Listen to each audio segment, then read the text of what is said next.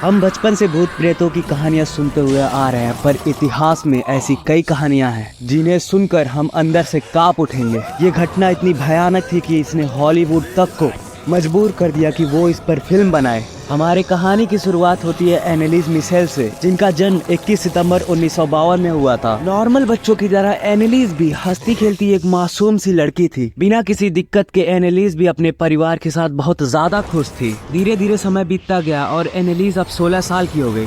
इस हंसती खेलती बच्ची के जीवन में सब कुछ सही चल रहा था, पर एक दिन एनेलिस को कुछ सीजर जैसा फील हुआ और वो अचानक से जमीन पे गिर गई। डॉक्टर से दिखाने पे पता चलता है कि इसे ग्रैंड मालिप्लेक्सी हो गया है, जिसे हम मिर्गी कहते हैं। उस दिन के बाद से एनेलिस को मिर्गी के दौरे बार बार आने लगे। इन सब घटनाओं के बाद एनेलिस की फैमिली बहुत ज्यादा चिंतित और परेशान रहने लगी। उन्हें कुछ समझ में नहीं आ रहा था कि इसके साथ हुआ क्या है। देखते ही देखते एनेलिस को हेलोसिनेशंस होने लगे। उसे उसके ही अंदर से बहुत ही भयानक और डरावनी आवाजें आने लगी। उसे ऐसा लगता था कि वो आवाजें उससे कुछ कहना चाहती हैं। वो आवाजें उससे बोलती थी कि वो जल्द ही मरने वाली है और उसकी आत्मा नर्क की आग में झुलसेगी। इन सब घटनाओं की वजह से एनेलिस अब बहुत ज्यादा कमजोर हो चुकी थी। वो अपने जीवन के सबसे डरावने फेज से गुजर रही थी, जहाँ पर वो डिप्रेशन, एंजाइटी और खुद के साथ लड़ रही थी। हालत बहुत ज्यादा खराब होने पर इसे साइकेट्रिक हॉस्पिटल में भर्ती कराया गया। वहाँ पे मिशेल का इलाज शुरू किया गया, पर यहाँ पर भी मिशेल को कोई फायदा नहीं हुआ। उल्टा इसकी हालत और भी ज्यादा खराब होने लगी। एक दिन एनेलिस ने अपने घर वालों को खुद बताया कि इन इलाजों से इसका कुछ नहीं होने वाला।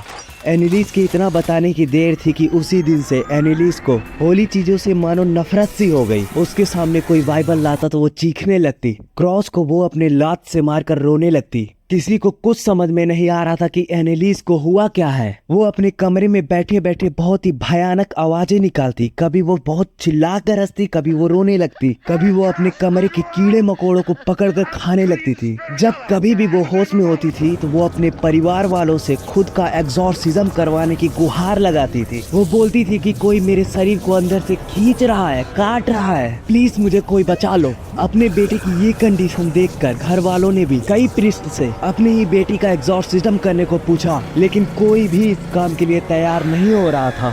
उन दिनों वेटिकन सिटी के पोप्स के मर्जी के बिना एग्जॉर्सिज्म करना एक क्राइम माना जाता था और किसी भी एग्जॉर्सिज्म की अर्जी को पास होने में कई महीने लग जाते थे। कुछ ही दिनों में एनेलिस के डैड को हंस अल्ट नाम के एक विकम मिले, जिन्होंने एनेलिस को देखते ही बोला कि ये कोई साइकोलॉजिकल प्रॉब्लम नहीं है, बल्कि उसके शरीर में सच में शैतानों का डेरा है। ऑल्ट ने वेटिकन एक चिट्ठी भेजी जिसमें उन्होंने एनेलिस पे एग्जॉर्सिज्म करने की इजाजत मांगी और सन 1975 के सितंबर माह में बिशप जोसेफ स्ट्रेंगल ने फादर रेंज को एग्जॉर्सिज्म करने की इजाजत दे दी। 24 सितंबर 1975 को फादर रेंज ने एनेलिस पर पहला एग्जॉर्सिज्म किया और हम आपको उस एग्जॉर्सिज्म की कुछ असली आवाजें सुनाने वाले हैं, जो कि बहुत ज्यादा डरावनी है। तो अगर आप दिल के कमजोर हैं तो प्लीज इस वीडियो को यहीं पे बंद कर दें या फिर स्किप कर दें।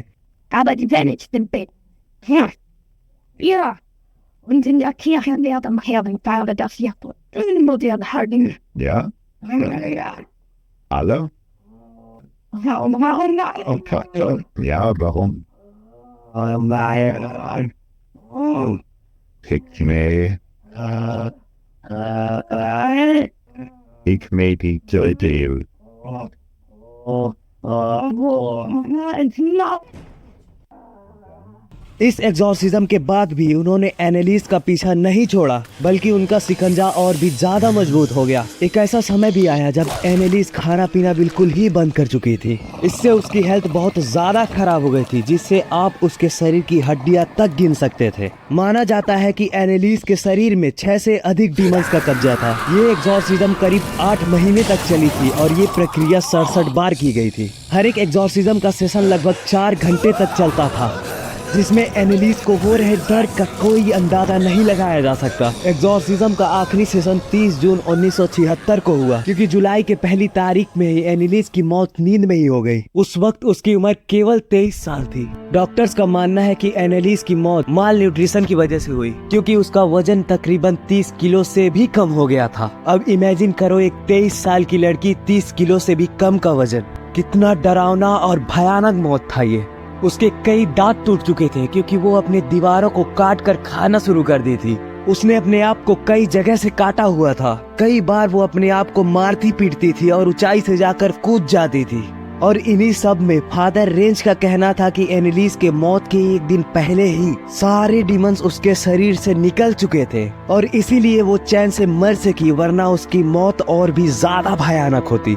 एनालिस के मौत के बाद उनके माता पिता और फादर रेज और उनके सपोर्टिंग प्रीस्ट को जेल में डाल दिया गया और उनपे केस लगाया गया कि उन्होंने एनालिस को ढंग से पाला नहीं, और फादर रेंज पे अंधविश्वास फैलाने का आरोप लगाकर जेल में डाल दिया गया। ये उस वक्त का सबसे पॉपुलर केस बन चुका था, जिसे उस वक्त के हर एक न्यूज चैनल ने अपने अखबारों में मेंशन किया था। इस घटना पर कई फेमस मूवीज भी बनी है, जिसमें सबसे ज्यादा फेमस है द एग्जॉर्सिज्म ऑफ एमिली। लोगों का मानना है कि आज भी एमिलीज के कब्र के पास पैरानॉर्मल एक्टिविटीज कैप्चर की गई हैं और वहां पर जाने पर उन्हें कुछ अजीब सा महसूस होता है। साइंस की माने तो उसके मुताबिक एमिलीज को मल्टी पर्सनालिटी डिसऑर्डर हुआ था, जिसमें इंसान खुद को कई रूपों में देखने लगता है। अब क्या एमिली सच में शैतानों के कब्जे में थी या फिर वो बीमार थी, इसका फैसला मैं आप पर छोड़ता हूँ। कमेंट सेक्शन में जरूर बताइएगा। और आपसे यही एक रिक्वेस्ट है कि आप हमारी वीडियो को देखने के बाद लाइक और सब्सक्राइब कर दिया करें, क्योंकि इसमें हमारे कई दिनों और घंटों की रिसर्च होती है। हमारी वीडियो को यहाँ तक देखने के लिए आपका बहुत बहुत शुक्रिया।